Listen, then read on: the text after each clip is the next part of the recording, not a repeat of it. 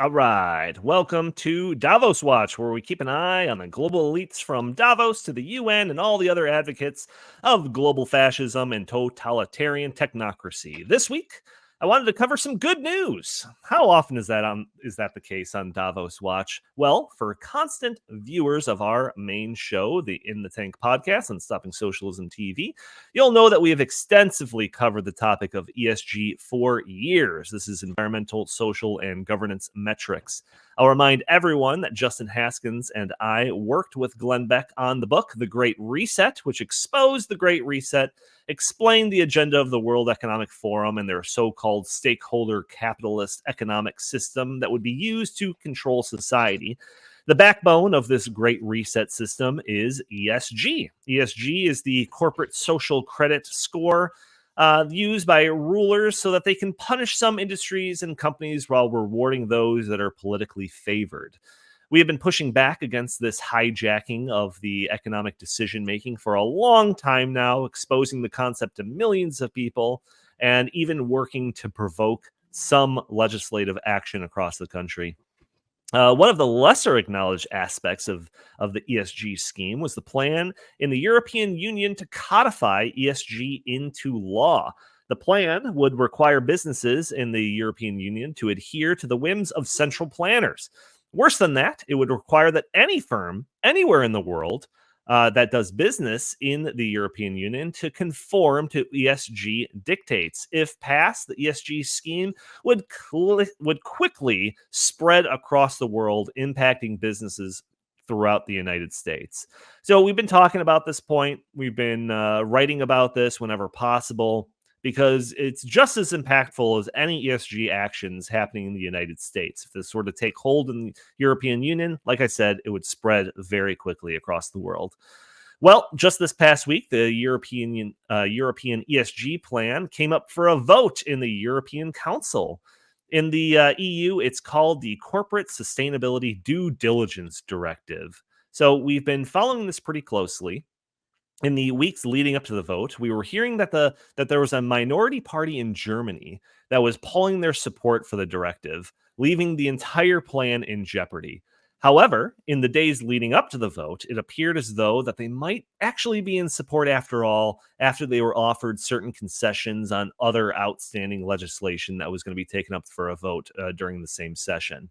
Well, the vote went down last week, and the Corporate Sustainability Due Diligence Directive went down in flames. Not only did the German group hold out their support, but so did Italy and France, and I think there was one other country that also voted it down.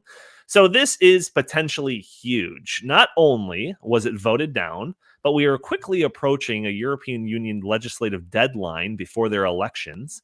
Add on top of this that most people are expecting a general conservative shift in the upcoming European Union elections. So it is very possible that not only is this ESG plan dead in the European Union, but it might stay dead for the foreseeable future. So you are welcome, America. The Heartland Institute, the Socialism Research Center, Glenn Beck, and other allies in this cause have fought tirelessly to expose the problem of ESG as far and wide as possible, and I believe some of those warnings were even heeded across the ocean in Europe.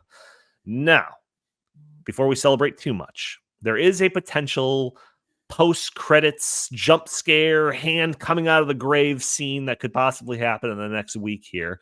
There is talk of a last-minute rushed, watered-down version of this plan that could be jammed into the session before this March 15th deadline. I'm not sure how likely this is to pass in this form and fashion. It seems like a desperation move, but who knows? So we're going to be keeping an eye on this in the European Union and other ESG movements across the United States.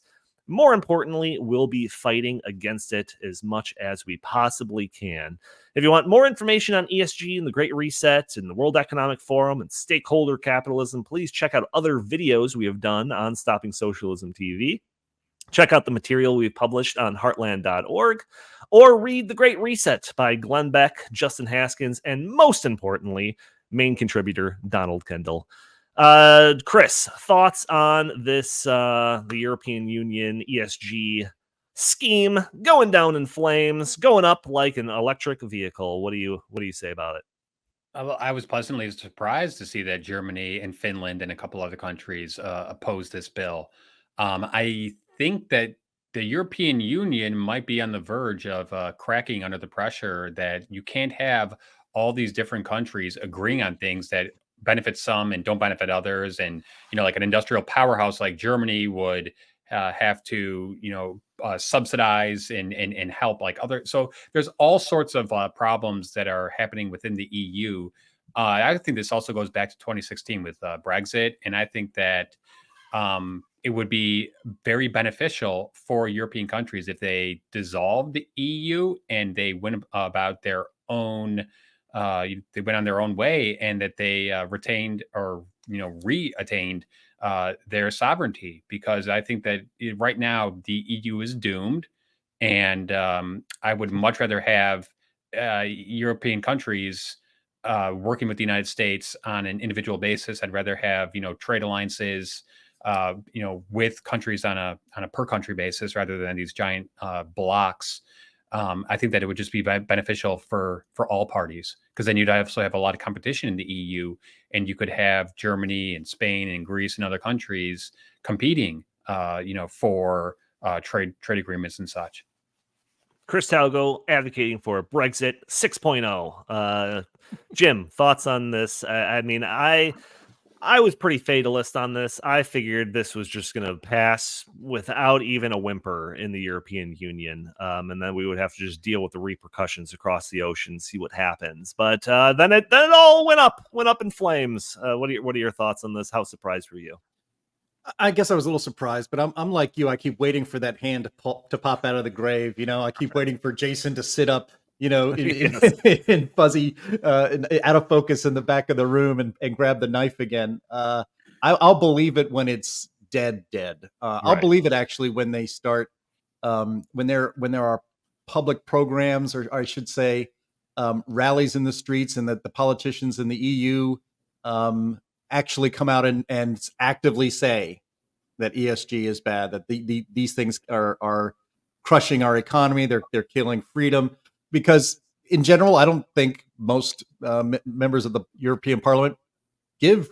I want to not swear. They don't care too much about liberty, free markets, and representing the people in a proper way. So to me, the cynic in me says it's a tactical retreat and they'll be back any second. But Jim, I want to be wrong. Do you think the massive farmer protests in countries like Germany and the Netherlands has possibly influenced some of those leaders? Because we've seen some pretty big protests in European countries recently. I hope so. I guess we'll have to keep an eye on it and see if that's the case. I mean, if this if the farmer movement is actually making the command and controllers in Europe a little bit hesitant, if not scared, about going forward with their long-held plans, then yay. I'd like to see more evidence that that's the case, and then that they would really back off, but we'll see. Even those yellow vest protests in France a couple of years ago, those were related, I think, to energy prices, right? They were. But yet all this stuff still kept moving forward. So, right.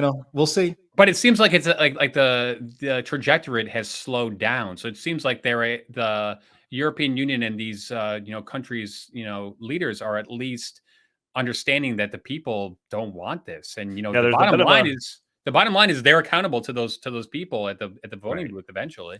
Yeah, and like I said, people are kind of observing a bit of a rightward swing in Europe in terms of political ideology. So maybe this is a little bit of a retreat for some of those people that are trying to remain in power and not upset the apple cart too much. But yes, that will do it for Davos Watch. That'll do it for the In the Tank podcast.